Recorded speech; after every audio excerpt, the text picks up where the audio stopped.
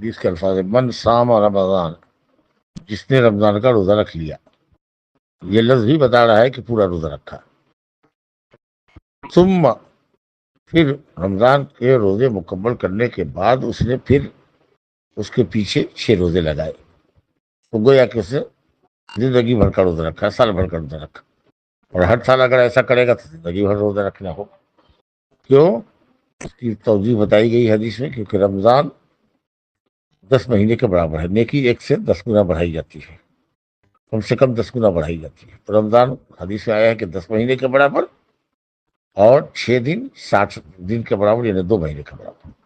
تو اگر رمضان کے روزہ ہمارا باقی ہے، 4-6 دن 8 دن باقی ہے، بیماری کی وجہ سے، سفر کی وجہ سے، یا عورتوں کے روزے باقی ہیں ایام کی وجہ سے، ایام حیض کی وجہ سے،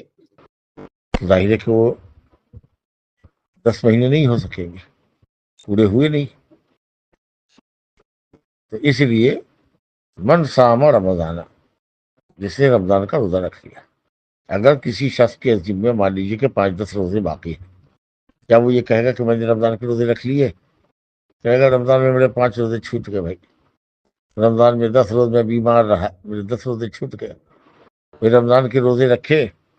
اگر کسی سے آپ پوچھیے کہ رمضان کے روزے رکھ لیے، کہے گا کہ نہیں 5 روزے میرے چھوٹ گئے، 10 روزے چھوٹ گئے۔ جس کے ذمے 5 روزے، 7 روزے، 10 روزے ہوں، وہ یہ کبھی نہیں کہتا کہ میں نے رمضان کے روزے رکھ لیے۔ تو یہ لفظ کی ظاہری دلالت اسی بات کی طرف ہے کہ رمضان کے پورے روزے رکھنے کے بعد 6 مہینے 6 دن شوال کے رکھنے۔ اس لیے اہل علم نے، خاص کر حنابلہ نے،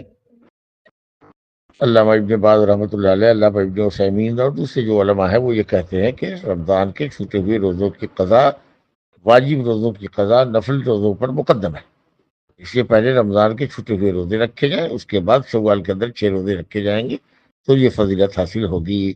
کیونکہ سمت ترتیب کے لیے آتا ہے۔ جس نے رمضان کے روزے رکھ لیے پھر 6 روزے رکھے، رمضان کے روزے رکھنے کے بعد ہی، یا اس کی تکمیل کے بعد ہی 6 یہ روزے شوال کے اس فضیلت کا ذریعہ بنیں گے، ورنہ نہیں ہو سکے۔ اس لیے صحیح قول یہی ہے کہ رمضان کے پورے روزے رکھ لیے جائیں، چھوٹے ہوئے روزے کی قضا کر دی جائے، اس کے بعد شوال کے روزے رکھے جائیں، واللہ اعلم۔